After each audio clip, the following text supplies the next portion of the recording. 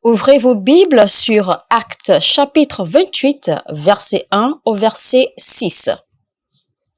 Je vais lire le verset 1, vous lisez le verset 2 et arrivé au verset 6, nous allons lire ensemble. Après nous être sauvés, nous reconnûmes que l'île s'appelait Malte. Les barbares nous témoignèrent une bienveillance peu commune.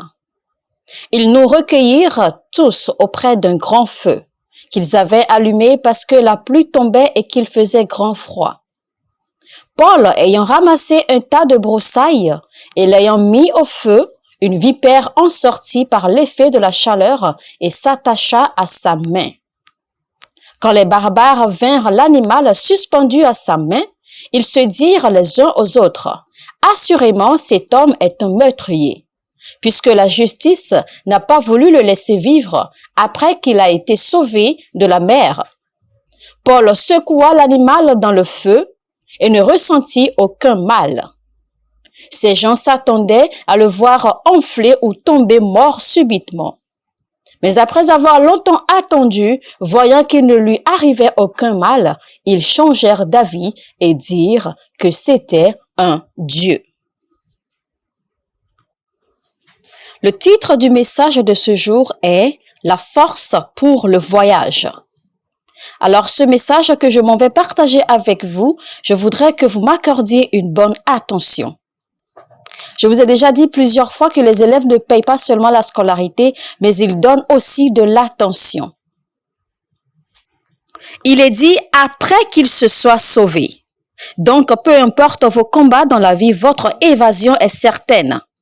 La Bible n'a pas dit si ils s'échappent, elle a dit quand ils se sont sauvés. La Bible dit dans Psaume 124, verset 7, « Notre âme s'est échappée comme l'oiseleur du filet des oiseleurs. Le filet s'est rompu et nous sommes échappés. » Tout ce que nous voyons dans les Écritures est très pertinent. La Bible dit quand ils se sont sauvés, si vous lisez bien le chapitre 27, vous verrez que la Bible dit, arrivé à un moment, leur navire, durant leur voyage, je veux dire que leur navire se brisa presque. Et Paul pensait que c'était fini déjà pour lui à ce moment-là. Mais il se rappela que l'ange de l'Éternel lui avait déjà rendu visite.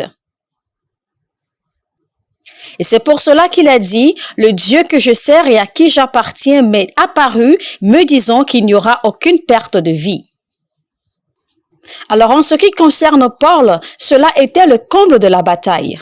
Pendant que Paul quittait le navire, ils pensèrent qu'ils étaient déjà sauvés. Ils pensaient que c'était la fin de la bataille. Et quand ils furent arrivés, la Bible dit qu'ils ont reconnu que l'île sur laquelle ils étaient s'appelait Malte. Alors, ils ont recouvré confiance. Le mot Malte, en réalité, est un mot grec et cela signifie du miel. En latin, cela signifie abeille. Ça veut dire tout simplement du miel moins cher. Enfant de Dieu, le miel est en fait une bonne chose. Quand quelqu'un fait face à des batailles et après il a l'impression d'être en saison de miel, ne sachant même pas qu'il y a des combats qui vont avec le miel aussi. Écoutez-moi, si votre voyage est divin, il n'y a pas de zone de sécurité. La fin d'un combat est le commencement d'une autre guerre.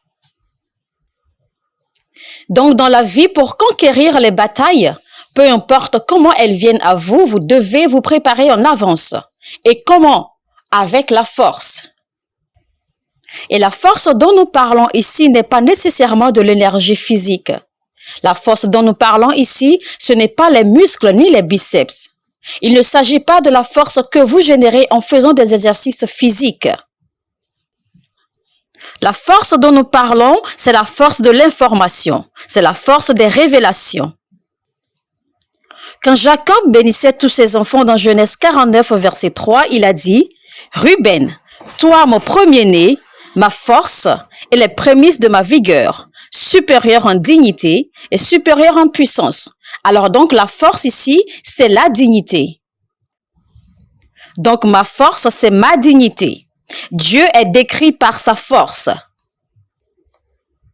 Dans 1 Samuel chapitre 15 verset 9, il est dit « Celui qui est la force d'Israël ne ment point et ne se répand point. » Quand Delilah a été engagée par les seigneurs des Philistins contre Samson, la première chose qu'ils ont visée dans sa vie était, dans Juge 16, verset 5, « D'où lui vient sa grande force et comment nous pourrions nous rendre maîtres de lui ?»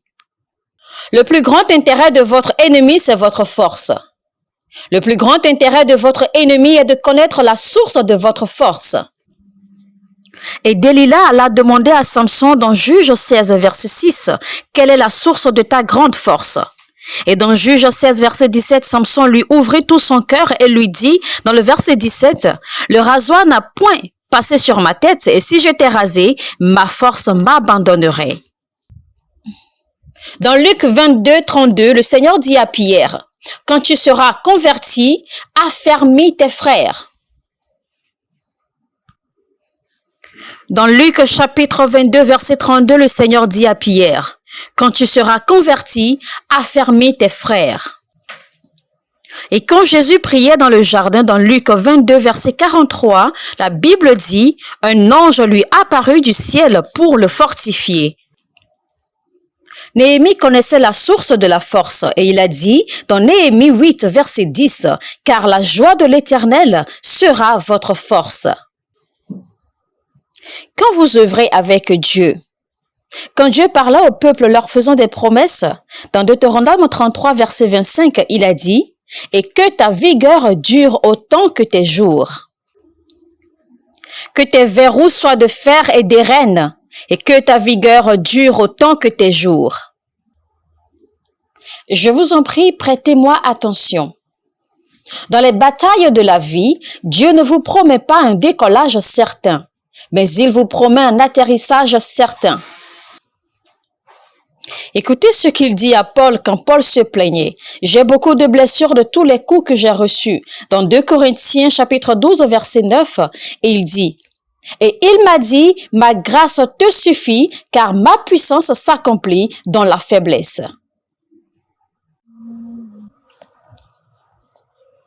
L'homme qui était à la porte du temple appelé la Belle et que l'on transporta étant boiteux de naissance, voyez ce que la Bible dit de lui dans Acte 3 au verset 7. La Bible dit, « Et ses chevilles devinrent fermes. » Quand Saul a été converti et sauvé par le Seigneur, dans Acte 9, verset 22, la Bible dit que cependant, Saul se fortifiait de plus en plus. Dans le verset que nous avons lu, la Bible dit que les barbares, dès que Paul les rencontra, dès que les passagers du navire les rencontrèrent, ils lui ont montré de la bienveillance. Dès qu'ils l'ont vu, ils lui ont montré de la bienveillance. Je m'en vais vous donner un conseil très important ce matin. Méfiez-vous des personnes qui s'agitent autour de vous quand elles viennent juste de vous rencontrer.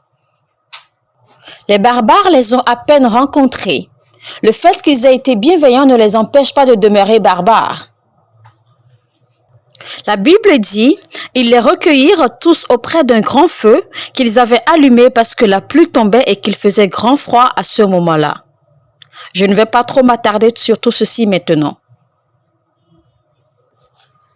Une parole qui était prédominante dans ce passage que nous avons lu, la Bible dit, « Quand ils arrivèrent sur l'île, ils ont préparé. Ces gens ont préparé un feu. Et ils ont fait ce feu à cause du froid et la pluie. Et à son tour, Paul aussi ramassa des broussailles pour faire le feu. » Et la Bible nous fait comprendre que pendant que Paul ramassait des broussailles pour faire le feu, une vipère en sortit et s'attacha à sa main. Écoutez très bien ceci.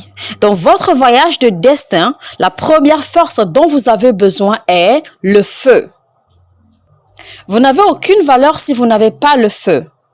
Et si vous n'avez pas le feu, vous êtes sans valeur. Vous serez inutile si vous n'avez pas le feu en vous. Si vous n'avez pas le feu en vous, vous serez victime de la vie. La Bible dit dans Abdias 1, verset 18, « Et la maison de Jacob sera un feu. » Dieu ne veut pas vous donner le feu. Dieu ne veut pas vous baptiser du feu. Dieu veut plutôt vous transformer en feu. Dieu veut que vous deveniez vous-même le feu.